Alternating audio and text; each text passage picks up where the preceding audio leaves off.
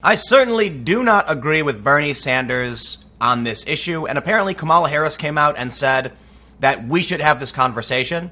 And a lot of people got mad at Kamala because she said we should have the conversation, but no, she's right. If Bernie Sanders on CNN is going to say that the Boston Marathon bomber has a right to vote, then we better damn well talk about it. I'm going to have to go ahead and say I do not agree with you, Bernie, and it is a complicated issue because just because someone's a felon doesn't mean they're as bad of a criminal as, another felon, right? So the Boston Marathon bomber is a terrorist felon, but so is a dude who probably had a little bit too much cocaine. Do I care about the dude who maybe had a little bit too much cocaine? Honestly, I don't. As long as he's not selling it to kids, if you want to go in your room and do a bunch of drugs, I really don't care. However, that's a serious offense, okay? And if you get charged with a felony for that, you can't vote anymore. And for me, that's kind of like, do we really want to say that all felons are the same? So it is a challenge. I don't know what the solution is. I will certainly say, no, the Boston Marathon bomber should not be allowed to vote. But let me give you some context. So the Daily Caller has this story. This was a town hall that Bernie did. They say Bernie comes out for the right to vote for terrorists and rapists. I don't think either of those people should have the right to vote, but we'll talk about it. Presidential hopeful Bernie Sanders revealed on Monday that he believes all Americans over the age of 18 should be given the right to vote. What our campaign is all about? Yeah. He says, as you may know, we have one of the lowest voter turnouts of any major country on earth. I want to see us have one of the highest voter turnouts. Anyway, let's just read on. So violent felons, terrorists, rapists on death row, etc. He says, what we're seeing is more young people getting involved in the political process, but not enough. In my view, if young people voted at the same percentage that older people voted in this country, we would transform this nation. Sure, but I also want to point out, I don't think that's a good argument either. While young people certainly vote less, it's kind of for a reason.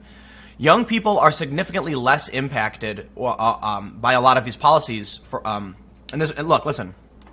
Excuse me.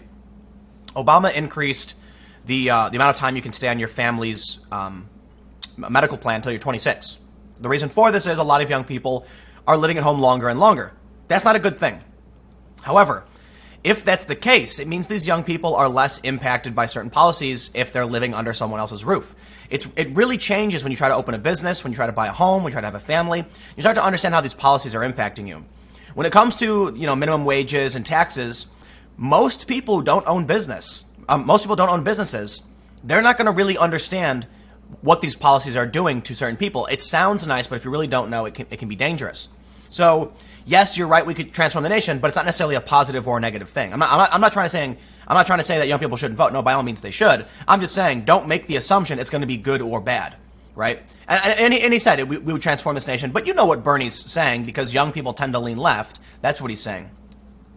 But he was asked specifically about enfranchising people like the Boston Marathon bomber as well as rapists, and Bernie says, here's my view. If someone commits a serious crime, sexual assault, murder, they're going to be punished. He further noted that while an individual commits serious crime will be in jail for 10 years, 20 years, 50 years, their whole lives, as a result of their actions, that should not disqualify them from having a right to participate in American democracy. I humbly disagree. And Bernie Sanders went on to say that it was a slippery slope when you start taking away the rights of certain people to vote. That is not a slippery slope argument. That's a fallacy. Slippery slope can be legitimate, right? Excuse me. When you say, if you give the government the right to ban hate speech, that is a slippery slope. That's true because hate speech is a nebulous term, meaning the government will then have the power to start targeting anyone's speech and saying it's hate speech. However, what Bernie Sanders is talking about is not a slippery slope. We have a clear dividing line. A felon. You commit a felony, there you go.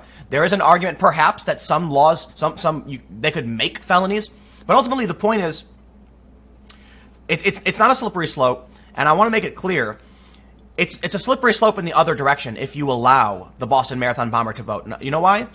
The Boston Marathon bomber killed people, maimed people for life. Those people can't vote. Why should the Boston Marathon bomber be allowed to vote? And think about the logical conclusion. You are straight up telling people that even if you massacre your political opponents, you will still be allowed to vote. The other issue is, let's say someone commits a very serious crime. We punish them for it. They then vote for someone who promises to to pardon them, right? You see the point. There's ultimately what it comes down to is there's restrictions for a reason. If someone is going to infringe the rights of others, then their rights, in terms of voting, should be restricted to a certain degree, simply because we don't want them influencing our system if there's someone who has disdain for that system in the first place. I'll put it this way: it is tough. It's not so simple. I thought that was an absolutely fantastic question for Bernie Sanders, and I disagree with Bernie, but I respect him speaking strongly and believing in what he's saying. He didn't back down. He didn't stutter. He didn't stammer. He said straight up, "This is what we're going to do." So here's what he says: I think the right to vote is inherent to our democracy. Yes, even for terrible people, because once you start chipping away, you're running down a slippery slope. You're absolutely not. I believe that people commit crimes, they pay the price, but when they get out of jail, they certainly should have the right to vote. But I do believe that even if they are in jail paying their price to society, that should not take away their inherent American right to participate in our democracy. No, absolutely not. I have no problem with people who are out of prison. So here's what I would say. After you get out of prison, I believe your rights should be restored. That's the point of prison, okay? And it's a really screwed up system we have, right? You can't own a gun if you're a felon in I think most places. You can't vote, I'm pretty sure. I think if you go to prison and you do what society asks of you for the crime you committed, well, then there you go. Back to normal, And it's really hard for felons to get jobs and to live normal lives. And that, in my opinion, I could be wrong, results in recidivism. If we want people to do better, prison needs to be reformed. Prison should be a place where people learn how to work and survive and, start a business. And some people do. But instead, it's just retribution, where we put people in a position where I don't want to say we, but our society jokes about how they're going to be raped. Like, no. That's terrible. But Bernie's wrong. You don't want someone to commit a crime and then think they can vote to change the things while they're being punished for that crime. I just think that makes absolutely no sense. Before someone takes an action, they know the ramifications are going to be. I don't think they should have the power to try and change those ramifications after the fact, especially when it comes to someone like the Boston bomber. But again, as I said early, if you get caught with a bunch of weed, and so somebody's, they put you in prison, you're a felon now, that's kind of silly. I really don't care if the weed dude is going to vote. I do care if the Boston Marathon bomber wants to vote. Like mass murder and violent crimes, maybe that should be the cutoff. But Bernie's wrong by saying it's a slippery slope. He says, to me, that is an incredibly undemocratic, un-American process.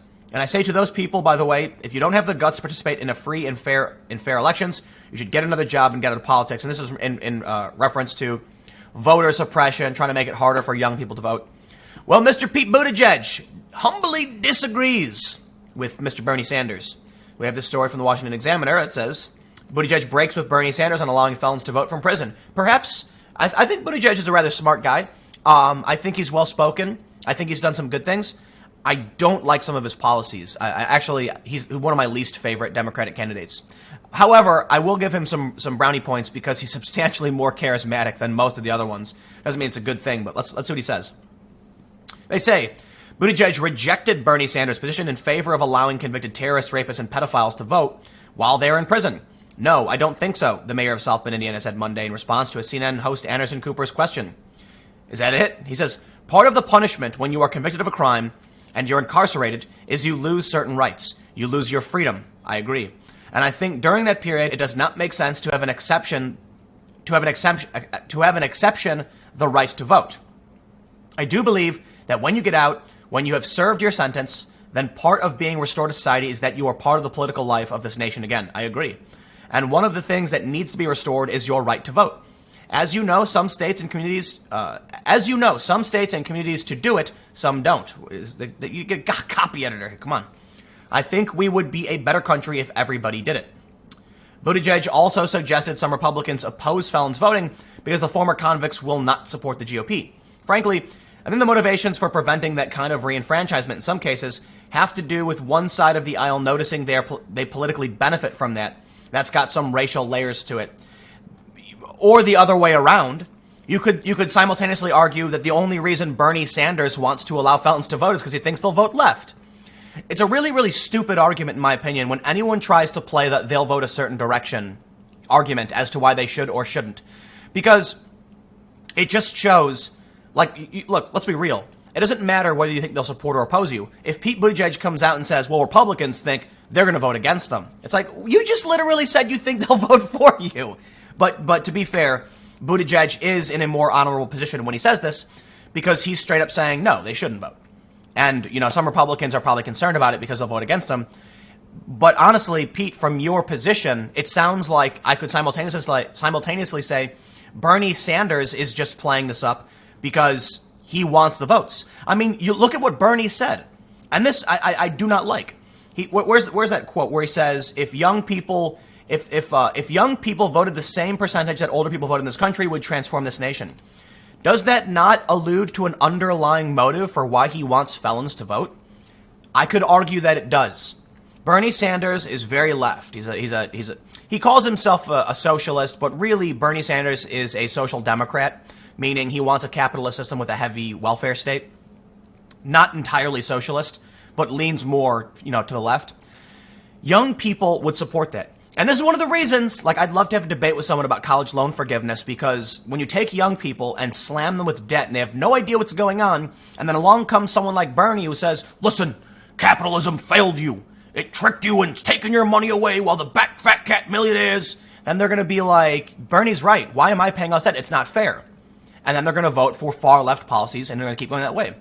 So as I've stated before, perhaps the solution is to give a little, like the Chinese finger trap problem, and then maybe we can start pulling people away from being reliant on the government. Long story short, in my opinion, if Buttigieg wants to make that argument, Bernie Sanders is doing the same thing, and Bernie Sanders actually stated it straight up. He wants young people to vote to transform the nation because young people, tend to vote left. So then he also wants felons to vote. Listen, I think it's a silly game to start accusing, if you're a legal citizen, if you have a clean record, you know the rules, you play by the rules, by all means vote, participate. If that means the left wins, so be it. That's what we have, a constitutional republic with democratically elected representatives. So if most people want something, well, then that's, it sucks. It's not always the right answer, but this is how the system works. Trying to take away anyone's right to vote, in my opinion, is really, really dumb. It's really dumb. We just need to rely on good leaders who aren't going to lie, cheat, and steal. Unfortunately, I think no matter what happens, I think we're headed down this path where you're going to end up with politicians who just lie, cheat, and steal. You look at what the Democrats did during Brett Kavanaugh and then what happened with Joe Biden, and it's very, very obvious. I think it's obvious to any sane and rational person. And this is one of the faults of the Republicans right now is while the Republicans have been known to play very dirty, especially in the past as I was growing up, it seems like what we see with Kavanaugh and Biden, sorry, Republicans, you're playing catch up. You're playing pickup. You look at all these bannings and censorship and everything, and the Republicans lag far behind in trying to, get back. Like James Gunn, for instance. Mike Cernovich finds the James Gunn tweet, and he's like, oh, if you're going to do it, we'll do it. Great. Well, then you're always one step behind. So I think that's one of the big problems faced by conservatives today is that they're not pulling off this cringy Kavanaugh type stuff. And maybe it's because Trump's in power, and maybe things will flip back once a Democrat's back in power, which is likely. But anyway, I'll leave it there. I don't want to ramble on this one. Long story short, final thought. Bernie Sanders wants felons to vote, including the Boston Marathon bomber. And if there was ever an argument you could make to poison your side, it would be that. Because while many people might say, maybe there are felons that should vote, as soon as you bring up someone like the Boston bomber, people are going to be like, nope, not that guy. No, you're done. I'm out of here.